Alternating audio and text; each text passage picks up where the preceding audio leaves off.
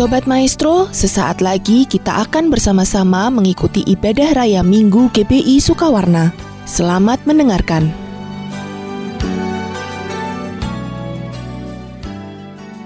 Shalom Bapak Ibu Saudara, puji Tuhan kita berjumpa kembali.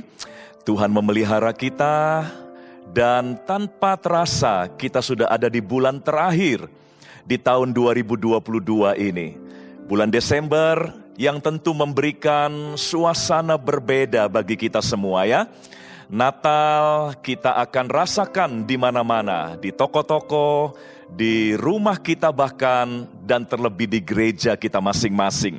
Nah, saya berdoa agar bulan Desember ini memberikan keceriaan tambahan untuk kita. Sekalipun memang kita sadari bahwa dunia kita belumlah bertambah baik. Oleh sebab itu ada beberapa yang berkata begini, kayaknya ucapan Merry Christmas yang biasa kita ucapkan satu dengan yang lain di bulan Desember, kelihatannya harus sedikit dirubah karena kondisi dunia belum juga membaik. Masih ada kekacauan di mana-mana sehingga orang berkata bukan lagi Merry Christmas yang cocok untuk Natal tahun ini, tapi Messy Christmas. Messy itu artinya kacau. Jadi dunia memang menyadari bahwa keadaan yang kita hadapi masih banyak kekacauan di mana-mana. Sehingga Natal dirubah istilahnya, bukan Merry, bukan Natal yang menggembirakan, Merry Christmas. Tapi mereka berkata Messy Christmas katanya, atau Natal yang kacau balau. Tapi saya mau dorong kita untuk tetap percaya bahwa sekalipun dunia kita memang kacau, faktanya seperti itu. Tapi Natal justru mengingatkan kita untuk kita tetap berpengharapan, untuk kita tetap bersukacita di tengah situasi dunia yang belum juga membaik. Kita diingatkan bahwa ada kasih Allah yang sudah dicurahkan dalam hati kita semua, yaitu lewat kehadiran Yesus Kristus, Juru Selamat kita, yang telah memperdamaikan kita dengan Bapa di sorga, yang telah menjadikan kita anak-anaknya, dan yang memberikan keselamatan bagi kita yang percaya kepada Dia. Jadi tetap buat saya, Natal tahun ini, tetap kita harus mengucapkan Merry Christmas. Natal yang gembira, Natal yang ceria, bukan karena dunia keadaannya membaik, tapi karena kita punya Yesus, Juru Selamat, yang telah mengasihi kita semua yang percaya kepadanya. Nah, Bapak Ibu Saudara, saya akan berbagi berkat firman Tuhan yang berhubungan dengan Natal juga. 2000 tahun yang lalu di Bethlehem, ketika Natal pertama terjadi di muka bumi, maka suasana yang ada di Bethlehem pada waktu itu bukanlah suasana yang menggembirakan. Ada kekacauan, ada teror, ada ketakutan, bahkan ada pembunuhan. Kita tahu Herodes mencari raja yang baru yang dikatakan sudah lahir di kota Bethlehem. Herodes tidak mau ada saingan yang harus mengancam posisinya sebagai raja pada waktu itu. Itulah sebabnya ada pembunuhan anak-anak di kota Bethlehem. Jadi Natal yang pertama 2000 tahun yang lalu, itu Natal yang diwarnai dengan ketakutan, dengan tangisan. Ada banyak ibu-ibu yang menangisi kematian anak-anaknya. Dan tokoh-tokoh Natal pada 2000 tahun yang lalu pun adalah orang-orang yang sedang dilanda oleh ketakutan. Mari kita akan lihat, yang pertama adalah tokoh yang bernama Yusuf, yang akhirnya menjadi suami dari Maria dan ayah dari Tuhan Yesus. Nah, dalam Injil Matius pasal yang pertama ayat yang ke-20, dalam situasi dan suasana hati yang bagaimana Yusuf pada waktu Natal pertama terjadi di muka bumi. Matius 1 ayat 20 berkata begini, tetapi ketika ia mempertimbangkan maksud itu, malaikat Tuhan nampak kepadanya dalam mimpi dan berkata, "Yusuf anak Daud, janganlah engkau takut mengambil Maria sebagai istrimu, sebab anak yang di dalam kandungannya adalah dari Roh Kudus." Jadi Yusuf sedang dalam keadaan takut. Kenapa? Karena dia diberitahu bahwa Maria tunangannya, belum istrinya. Maria sebagai tunangannya harus menerima kenyataan bahwa Tuhan akan memakai rahimnya untuk melahirkan juru selamat. Dan itu sebuah pukulan berat secara sosial bagi Yusuf. Apa kata orang nanti? Mungkin Yusuf akan disalahkan. Karena orang tidak mengerti apa yang terjadi sesungguhnya. Orang hanya tahu bahwa tunangan Yusuf kok sudah hamil duluan. Jadi ada ketakutan yang terbayang dalam kehidupan Yusuf. Yusuf akan menghadapi penghakiman. Yusuf akan mendapatkan cacian, makian, dan hukuman sosial yang lain. Itulah sebabnya Yusuf sempat berpikir untuk menceraikan Maria. Tetapi malaikat Tuhan datang di malam Natal yang pertama itu. Malaikat Tuhan membawa pesan, "Jangan takut, hai Yusuf anak Daud." Nah, bagaimana dengan tokoh yang lain? Maria adalah tokoh yang paling terkenal dalam seluruh cerita Natal. Ya, mari kita lihat dalam Lukas pasal yang pertama, ayat yang ke-30. Kalau Yusuf dalam keadaan takut, bagaimana dengan Maria? Lukas pasal yang pertama ayat yang ke-30 dikatakan, kata malaikat itu kepadanya, "Jangan takut, hai Maria, sebab engkau beroleh kasih karunia di hadapan Allah." Jadi tokoh Natal yang pertama yang bernama Yusuf, diceritakan bahwa dia sedang dilanda oleh ketakutan. Lalu tokoh Natal yang kedua, yaitu Maria juga mendapatkan kunjungan malaikat. Dan malaikat membawa pesan yang sama, "Jangan takut, hai Maria, sebab engkau beroleh kasih karunia di hadapan Allah." Jadi sudah dua tokoh Natal mendapatkan pesan yang sama, jangan takut. Saya tambahkan yang ketiga, dalam semua cerita Natal, pasti ada tokoh para gembala juga yang selalu dipentaskan. Karena para gembala juga adalah tokoh Natal yang pertama di Bethlehem 2000 tahun yang lalu. Lukas pasal yang kedua ayat yang ke-10. Lukas 2 ayat 10 dikatakan demikian. Lalu kata malaikat itu kepada mereka. Mereka itu adalah para gembala di padang.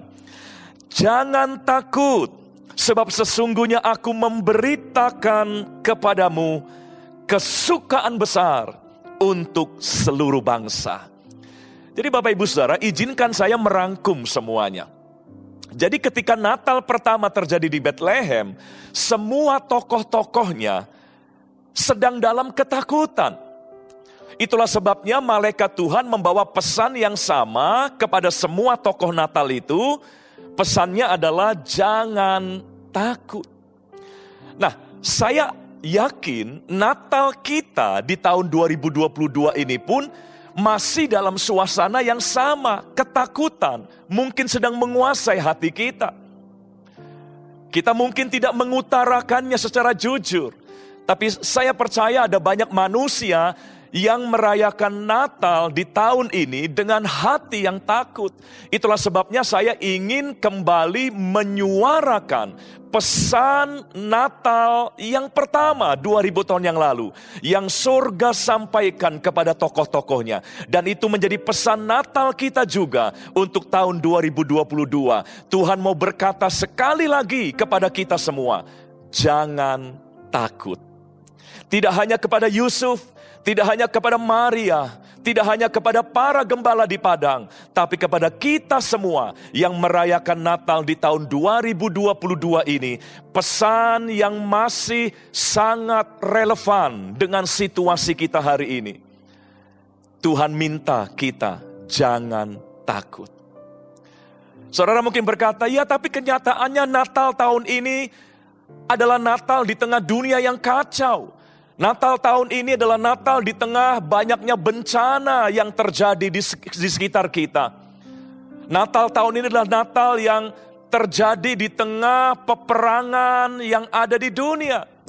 Betul, itu memang fakta dari dunia kita. Tapi justru Natal membawa berita utama, jangan takut.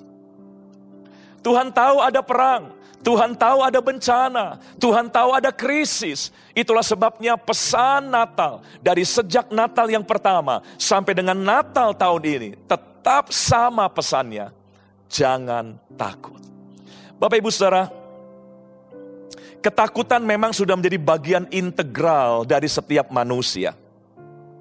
Ketakutan dalam kadar yang baik itu positif. Menyadarkan kita bahwa kita perlu Tuhan. Ketakutan dalam kadar yang cukup itu membuat kita rendah hati dan tidak sombong. Tapi kenyataannya yang banyak terjadi, ketakutan kita seringkali berlebihan.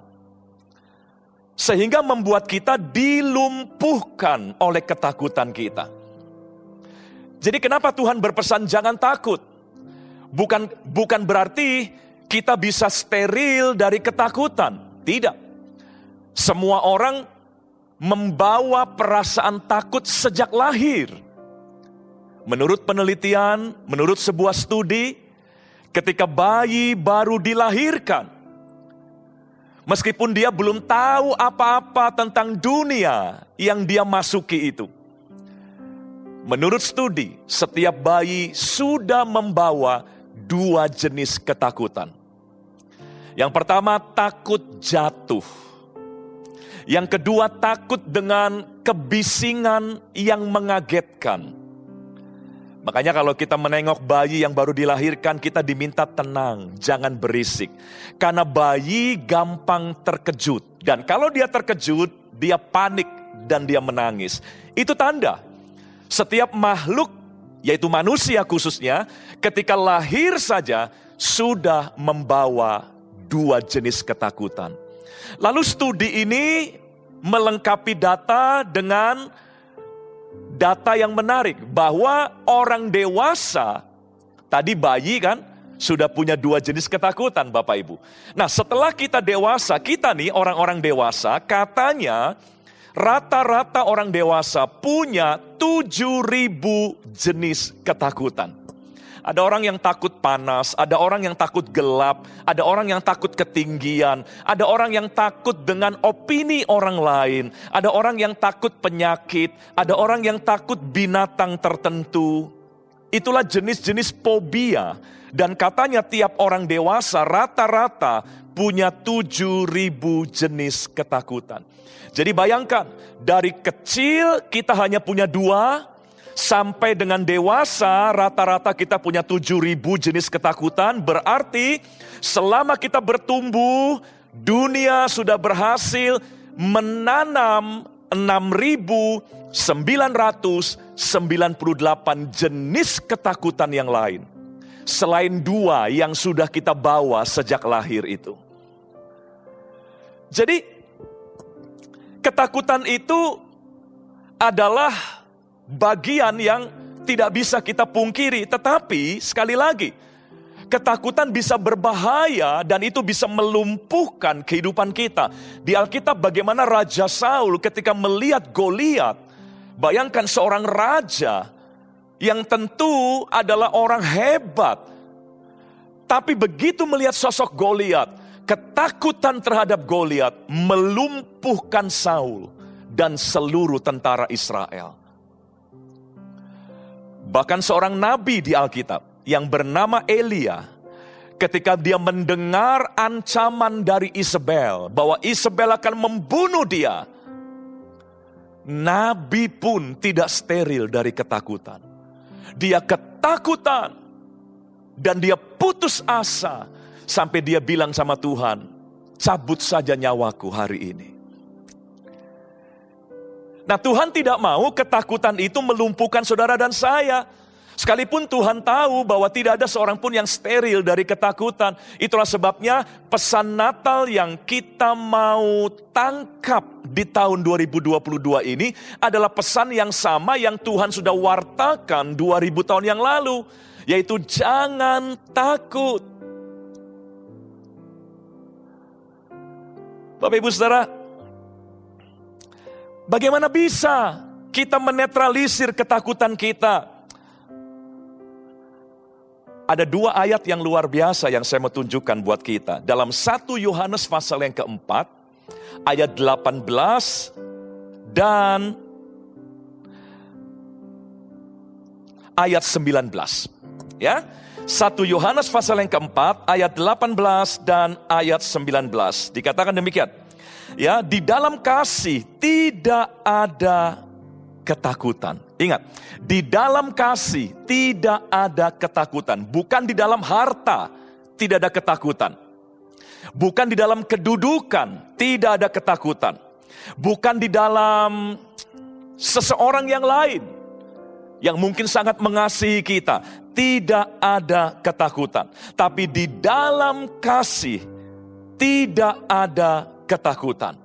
Kasih yang sempurna. Nah, kasih yang sempurna, itulah kasih Allah. Itulah kasih Allah yang telah dinyatakan melalui Yesus Kristus yang mati buat kita. Yang mau mengampuni kita yang begitu bersalah di hadapan Bapa. Kasih yang sempurna melenyapkan ketakutan. Sebab ketakutan mengandung hukuman dan barang siapa takut, ia tidak sempurna di dalam kasih. Jadi Natal adalah sebuah peristiwa di mana Tuhan memberikan obat penawar dari segala jenis ketakutan kita. Apa obatnya? Yaitu kasih yang sempurna. Natal adalah peristiwa di mana Allah membuktikan kasih-Nya kepada umat manusia. Dia memberikan yang terbaik, yaitu Yesus untuk menggantikan kita. Di mana kita harusnya menanggung segala dosa dan semua akibatnya. Tapi sorga memberikan Yesus untuk mengganti posisi kita sebagai yang terhukum dan yang harus menanggung segala hukuman kita semua. Nah, kasih yang sempurna itulah yang melenyapkan ketakutan. Mari sadari bahwa Allah mengasihi kita. Natal mengingatkan bahwa kita berharga di mata Tuhan. Itulah sebabnya Tuhan mau ganti kita dengan anaknya yang tunggal. Yesus diberikan untuk kita sebagai bukti bahwa Allah mengasihi kita dengan kasih yang sempurna. Kalau kita sadar bahwa kita dikasihi Allah, seharusnya kita bisa menetralisir segala ketakutan yang ada. Kebutuhan terbesar manusia adalah perasaan dicintai. Perasaan dicintai itu akan jadi benih kebahagiaan bagi umat manusia.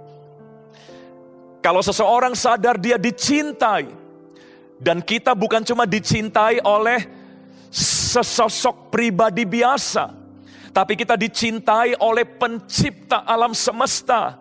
Kita dicintai oleh penguasa alam semesta. Seharusnya itu menjadi alasan untuk kita tidak larut dalam ketakutan yang ada. Itulah sebabnya Natal kita harus rayakan. Sekalipun orang bilang kali ini bukan Merry Christmas, tapi Macy Christmas. Tapi buat kita yang percaya, tetap ini adalah Merry Christmas. Kenapa kita bisa tetap merry, bersukacita?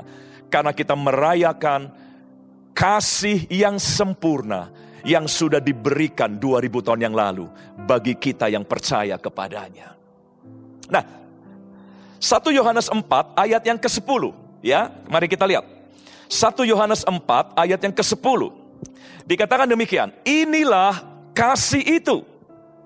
Bukan kita yang telah mengasihi Allah, tapi Allah yang telah mengasihi kita dan yang telah mengutus anaknya sebagai pendamaian bagi dosa-dosa kita. Jadi kita bersyukur di tengah dunia yang masih ada peperangan, bencana alam, di tengah dunia yang masih menebar teror dan ketakutan, kita bisa sampai di bulan Desember di mana kita bisa merayakan Paskah dan ingatan akan kasih Allah itu boleh hidup kembali dalam benak kita masing-masing. Dan kiranya itu menjadi kekuatan untuk kita agar kita tidak dilumpuhkan oleh setiap ketakutan kita. Saya nggak tahu Bapak Ibu sedang takut mengenai apa. Mengenai ekonomi, kesehatan, keluarga, hubungan, masa depan, dan sebagainya. Yang jelas, Allah mengasihi saudara dan saya. Dan kalau Allah mengasihi kita, Dia tidak akan diam dan pasif terhadap kita. Sama seperti waktu kita mengasihi seseorang, kita pasti aktif. Kita pasti memikirkan banyak hal yang baik untuk orang yang kita kasihi. Nah, Allah mengasihi kita, maka Dia tidak akan pasif membiarkan kita menghadapi semua tantangan itu sendiri. Karena Allah mengasihi kita, maka Dia akan aktif berbuat banyak hal yang baik untuk kita, memikirkan banyak hal yang baik untuk kita. Dan inilah alasan untuk kita tetap berkata, Merry Christmas. Natal yang menggembirakan, bukan karena dunia sudah baik, tapi karena kita punya kasih Allah yang sempurna. Nah, Daud pernah menuliskan sebuah pernyataan dalam Mazmur 13 ayat yang kelima. Mazmur 13 ayat yang kelima. Ya, dikatakan demikian. Tetapi aku kepada kasih setiamu, aku percaya. Ya, kepada kasih setiamu, aku percaya, hatiku bersorak-sorak karena penyelamatanmu. Kepada kasih setiamu, aku percaya. Kalau saya boleh ganti bahasanya, kepada kasih yang sempurna itu, aku percaya. Itulah sebabnya aku bersorak-sorak karena penyelamatanmu ya Tuhan. Saudara, bukan hanya Daud yang punya kasih yang sempurna, yang kepadanya dia percaya. Tapi setiap kita yang sudah percaya kepada Yesus pun, kita punya kasih yang sempurna itu. Mari kepada kasih yang sempurna itu, kita percaya. Dan kalau kita bisa percaya pada kasih yang sempurna itu, hati kita pun akan bersorak-sorak. Tidak lagi takut. Tidak lagi dihantui oleh segala kekhawatiran yang ada. Kekhawatiran bisa datang, tapi kita bisa netralisir semuanya. Itulah sebabnya saya mau katakan bahwa kasih Allah itu adalah antidot dari segala jenis ketakutan. Antidot adalah obat penawar. Mari miliki di rumah kita, miliki di hati kita, miliki di pikiran kita, obat penawar. Kita nggak tahu, ketakutan bisa datang kapan saja. Kekhawatiran bisa datang kapan saja. Ya, setiap kali kekhawatiran dan ketakutan datang, mari kita langsung minum obat penawarnya. Yaitu dengan cara kita mengingat akan kasih Allah. Mengingat bahwa kita adalah orang-orang yang sudah ditebus, sudah diselamatkan, sudah diperdamaikan dengan Bapa di sorga. Dan mengingat bahwa Dia Allah yang mengasihi kita. Dan pasti Dia akan berbuat banyak hal yang baik untuk orang-orang yang dikasihinya. Sebagai penutup, saya mau kutip doa dari Rasul Paulus. Dan saya berdoa agar doa ini terwujud dalam hidup kita semua. Efesus pasal yang ketiga ayat 18 dan 19. Efesus pasal yang ketiga ayat 18 dan 19. Paulus berkata begini, aku berdoa supaya kamu bersama-sama dengan segala orang kudus dapat memahami betapa lebarnya dan panjangnya dan tingginya dan dalamnya kasih Kristus. Lalu ayat 19, dan dapat mengenal kasih itu sekalipun ia melampaui segala pengetahuan. Aku berdoa supaya kamu dipenuhi di dalam seluruh kepenuhan Allah. Kenapa Paulus berdoa seperti itu? Karena Paulus tahu kita adalah orang-orang yang gampang diserang oleh ketakutan. Sekali lagi, kita punya 7.000 alasan untuk takut. Itu orang normal. Apalagi yang tidak normal, apalagi orang yang dalam keadaan stres dan sebagainya, tentu punya alasan yang lebih banyak lagi untuk gampang takut. Nah, itulah sebabnya Paulus berdoa. Dia tidak berdoa supaya masalah kita lenyap. Dia tidak berdoa supaya peperangan tidak lagi ada, bencana tidak lagi ada. Enggak. Itu doa yang sia-sia. Karena dunia memang sudah dinubuatkan. Semakin akhir zaman, dunia akan semakin bertambah kacau, rusak, jahat, dan mengkhawatirkan. Itulah sebabnya Paulus berdoa supaya kitanya dapat mengenal kasih Allah. Sekalipun dunia semakin mengkhawatirkan, tapi kalau kita bisa kenal kasih Allah, kita punya alasan untuk tidak larut dalam ketakutan. Kita punya alasan untuk tidak dilumpuhkan oleh ketakutan.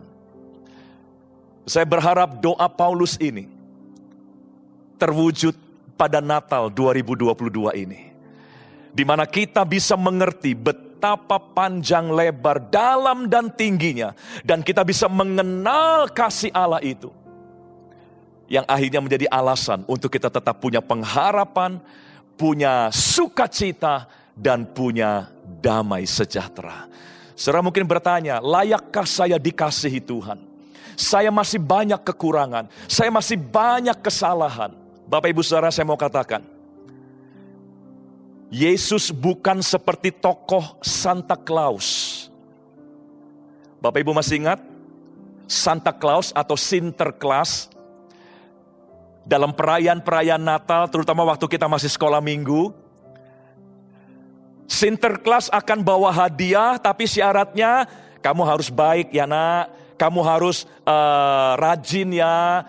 Yang rajin akan diberi hadiah oleh Sinterklaas.